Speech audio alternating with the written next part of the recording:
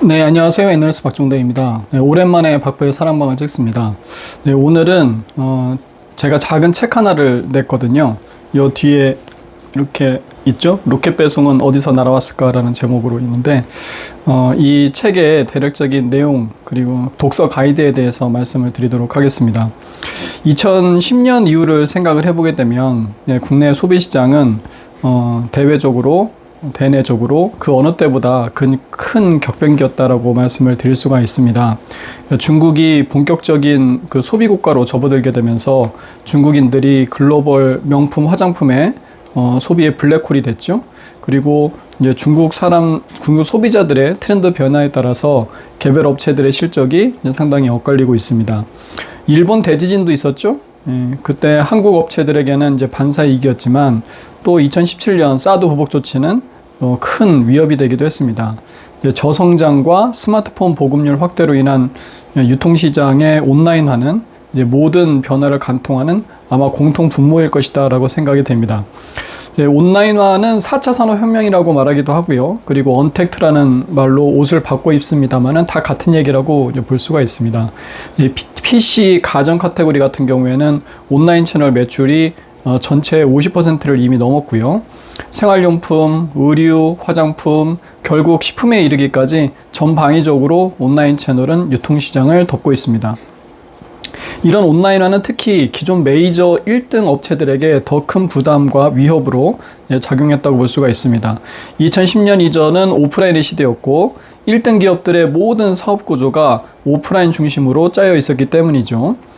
백화점, 대형마트, 가전 양판과 같은 유통업체들 뿐만 아니라 방문 판매, 가맹사업 또는 특정 허가권을 통해서 진입장벽을 세우고 성장성과 수익성을 제고했던 많은 컨슈머 1등 업체들이 온라인화로 휘청거렸습니다. 롯데쇼핑과 아모레퍼시픽이 그랬고 코웨이와 한샘, 심지어 하나투어하고 홈쇼핑까지 글로벌로 보게 되면 월마트하고 JC펜이, 베스트바이도 같은 소용돌이 안에 있었습니다. 이 가운데 상당수가 1등 자리를 내주었거나 또는 만신창이가 되어서 무의미한 1등을 초라하게 유지하고 있다고 볼 수 있습니다. 지난 15년 동안의 컨슈머 시장을 총망라해 볼 때 2010년 이후 한국 컨슈머 시장 변동의 가장 큰 원천을 온라인 그리고 저성장 그리고 중국인으로 규정을 지을 수가 있습니다. 이 책은 이제 로켓 배송 어디서 날아왔을까라는 책에서는 그 첫 번째로 온라인화에 대해서 다루고 있다라고 생각하시면 됩니다. 쿠팡의 백조 상장이 한국 온라인화의 우연과 필연의 결과라고 볼 수가 있겠죠. 그래서 로켓 배송을 이제 제목으로 넣었는데 어떤 분들이 이제 택배 관련된 책 아니냐고 물어보시는데 절대 아니고요. 쿠팡 분석 책이냐고 또 물어보시는데 이제 쿠팡은 1장에 그칩니다. 그래서 상징적인 의미로 이제 로켓 배송이라는 말을 이 제목에 넣었다라고 생각하시면 될 것 같아요. 온라인화가 어떤 방식으로 산업구조와 개별 업체들의 펀더멘털에 영향을 줬는지 그 결과로 기업 가치는 어떻게 바뀌었는지 다양한 예와 근거를 갖고 설명을 하고 있습니다. 이제 목차를 통해서 내용을 간단히 말씀을 드리게 되면 이제 1장에서는 쿠팡 기업 가치 1조 원의 논리라는 제목인데 이제 쿠팡의 고평가 논쟁을 다뤘습니다.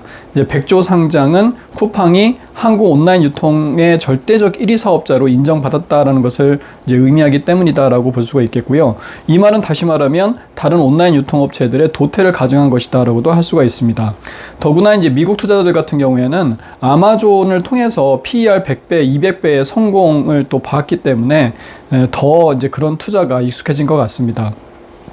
온오프라인의 장기 성장 모델 시뮬레이션을 통해서 온오프라인 밸류에이션의 격차의 정당성을 찾아보기도 했는데 근데 이제 문제가 뭐냐 하게 되면 이 시뮬레이션이 좀 처음 보시는 분들에게는 좀 어려워요. 제가 그래서 이걸 어떻게 쉽게 쓰려고 했는데 그래도 어려워요. 마치 이제 그 산을 오르자마자 이제 너무 험한 오르막길을 만난 느낌? 근데 쿠팡이나 아마존을 이해하는데 이제 굉장히 중요하거든요. 근데 이것만 넘으면 다 이제 뭐 꽃피고 새가 오는 능선밖에 없습니다. 그래서 이 처음에 좀 잘 넘어가셨으면 좋겠습니다. 여기서 가장 큰 핵심은 뭐냐면 온라인 유통은 영업이익률이 중요하지 않다. 온라인 유통은 영업이익률이 중요하지 않다. 이게 제일 중요합니다. 우리가 일반적으로 기업을 투자할 때 영업이익률을 굉장히 중요하게 보잖아요. 그런데 온라인 유통은 그게 핵심 지표가 아니다라는 것을 이 1장에서 논증했다라고 보시면 됩니다. 고정관념을 깨는 거죠. 2장에서는 왜 쿠팡이 14조 원의 매출에도 이익을 내지 못하는 거에 대해서 다루었습니다. 이제 온라인화의 근본적인 특징 때문이라는 거죠. 그걸 구조적으로 아주 디테일하게 접근을 했습니다. 온라인화로 왜 ASP가 하락할 수밖에 없는지, 그래서 기존 유통시장의 기본적인 가정, 그리고 프레임, 진입장벽과 마진 구조, 이게 두 가지 중요합니다. 진입장벽과 마진 구조를 어떻게 깨트렸는지 다양한 사례를 들어가면서 서술을 했습니다. 그리고 3장에서는 소비 밸류체인과 경제주체들은 누구인가 라는 제목으로 전개를 했는데, 여기서는 이런 온라인화로 인한 가격의 하락이 소비의 경제주체, 즉 가게, 유통, 브랜드, OEM 이런 4개의 경제 주체들에게 각각 어떤 영향을 주었는지를 분석을 합니다. 그러면서 각 경제 주체들의 특징을 소상히 설명을 하죠. 가게, 유통, 그리고 브랜드, ODM 업체들이 서로 관계 속에서 어떤 협상력과 그다음에 무기, 특징을 갖고 행동을 하고 사업을 영위하는지, 이게 스토리텔링을 좀 저해할 수가 있어요. 지루할 수가 있습니다. 이게 그냥 바로 이야기로 넘어가면 되는데, 각각의 어떤 특징들에서 논하다 보면은 좀 산천포로 빠지는 그런 느낌이 좀 있습니다. 레미제라블 보게 되면은 장발장이 하수도관으로 도망가는데 갑자기 프랑스 하수도관의 역사에 대해서 서술하는 것 같은 이런 거라고 보시면 됩니다. 하지만 좀 인내하고 봐주셔야 돼요. 앞으로 1, 2년 투자하는 것이 아니라, 한두 번 투자하는 것이 아니라, 소비 시장을 제대로 이해하기 위해서는 이런 각 경제 주체별 그런 특징이나 기본적인 이해가 깔려 있어야지 합리적인 투자를 하는데 훌륭한 체력을 좀 보충할 수가 있는 이런 게 됩니다. 이제부터가 본격적인 여정이라고 볼 수가 있습니다. 4장 온라인화가 소비 밸류체인에 끼친 영향 1, 2, 3 이렇게 계속 이어지거든요. 1에서는 오프라인 유통업체들, 다시 말해서 가전양판, 백화점, 대형마트에 미친 영향에 대해서 다루었습니다. 케이스 스터디로 베스트바이하고 롯데 하이마트, 그리고 월마트하고 이마트에 대해서 비교 분석을 했습니다. 그리고 5장 온라인화가 소비 밸류체인에 미친 영향 2에서는 한국 온라인 유통업체들에게 끼친 영향에 대해서 살펴봤습니다. 그러니까 네이버가 왜 쇼핑 사업을 하게 됐을까가 가장 재밌는 부분이 될 것 같아요. 그리고 이마트, 쿠팡, 마켓컬리의 물류 특징도 한번 비교해 봤고요. 그리고 쿠팡, 네이버 쇼핑, 이마트의 삼국시대로 접어들게 되었다라는 것을 결론적으로 말씀을 드립니다.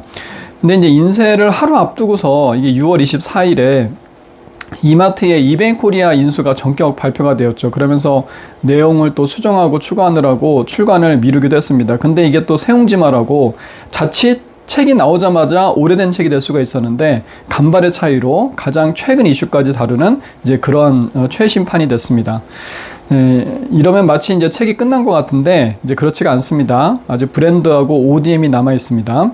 6장 온라인화가 소비 밸류체인에 끼친 영향 3에서는 온라인화에 의한 브랜드 양극화, 그리고 ODM, OEM의 기술 진입 장벽에 따른 차별화에 대해서 전개를 했습니다.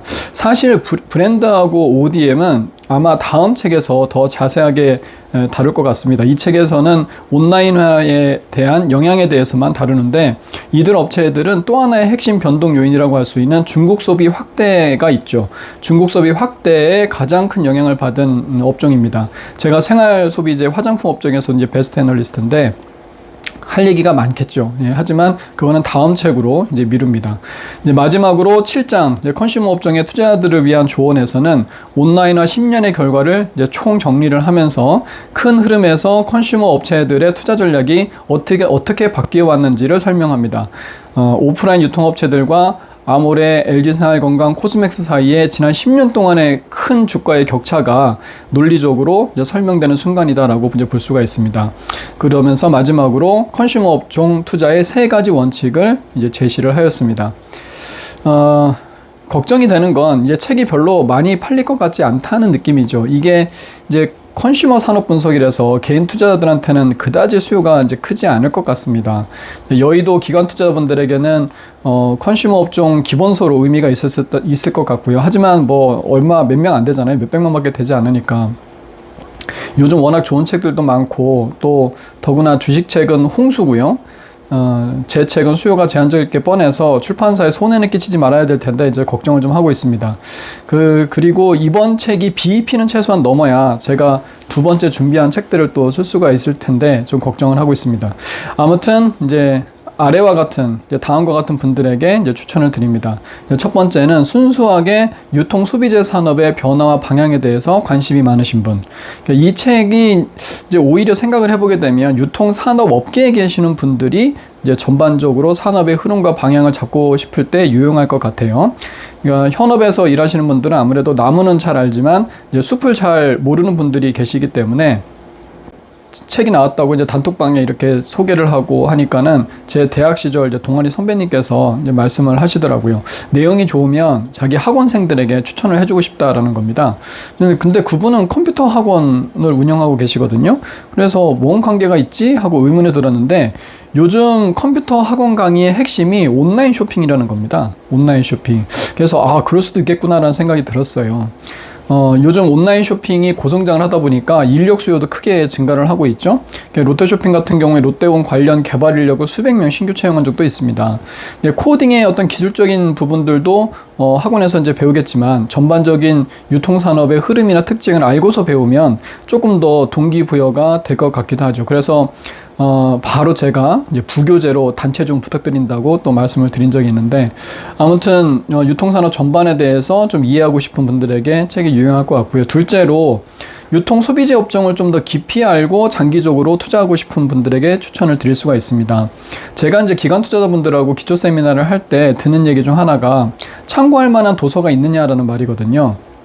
물류 구조를 다룬 책들, 아마존을 다룬 책들은 있지만 국내 유통산업에 대한 오버뷰 성격의 책은 그동안 없었습니다. 그리고 개인 투자자분들도 이제 좀 더 구체적인 섹터 공부에 들어가고 있지 않은가라는 생각이 들죠. 정말 요즘 개인 투자자분들의 분석의 깊이가 굉장히 올라갔잖아요. 그래서 출판사 편집장님하고도 얘기가 된 게 주식 입문서들은 정말 넘치고 넘치는데 이제 각 산업을 다룬 책들도 필요하지 않을까, 수요가 좀 넘어오지 않을까라는 이제 기대를 합니다.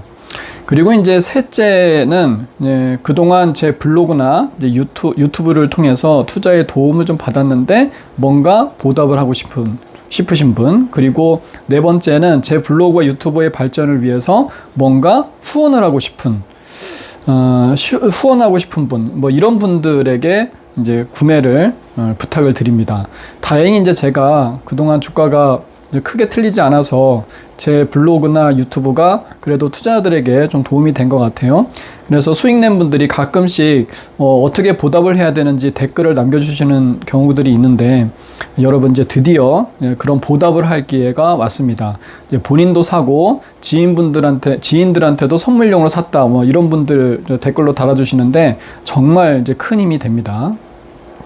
그리고 이제 다섯째, 이거는 별로 그렇게 경우가 나올 것 같지 않은데 제 인덱스 리포트를 감명 깊게 봐서 이쁜 책으로 소장하고 싶은 분. 제 동료 한 명이 이제 그러더라고요. 5월에 제가 이 인덱스 리포트를 똑같은 제목으로 냈어요. 그게 이제 초안이라고 볼 수가 있는 건데 그 리포트를 읽은 사람이 이 책을 왜 사야 하지? 그러더라고요. 그러게요. 웬만해서는 돈을 내가면서 이미 알고 있는 그런 내용의 책을 왜 살까요? 그죠? 물론 이제 내용도 보강을 했고 훨씬 이쁘게 나왔지만 웬만해서는 나오기 힘든 수요죠. 그렇기 때문에 이런 5번째 이유로 책을 구매한다라고 하시게 되면 저는 정말 개인적으로 감동적이다 이렇게 말씀을 드릴 수가 있겠습니다. 이제 어떤 구독자분들이 제 인덱스 리포트를 읽고 이제 파편화되어 있던 퍼즐이 맞춰진 듯한 그런 느낌이 들었다라고 예전에 남겨주신 적들이 있는데 제가 이 책에 가장 듣고 싶은 감상평이라고 말씀을 드릴 수가 있겠습니다. 사실 5번째는 기대 안 하고요. 이제 셋째와 넷째 가장 이제 기대해 봅니다. 책 나온 걸 보니까 훌륭한 책은 아니더라도 책값이 아깝지는 않겠다 싶습니다. 많이 응원해 주십시오. 감사합니다.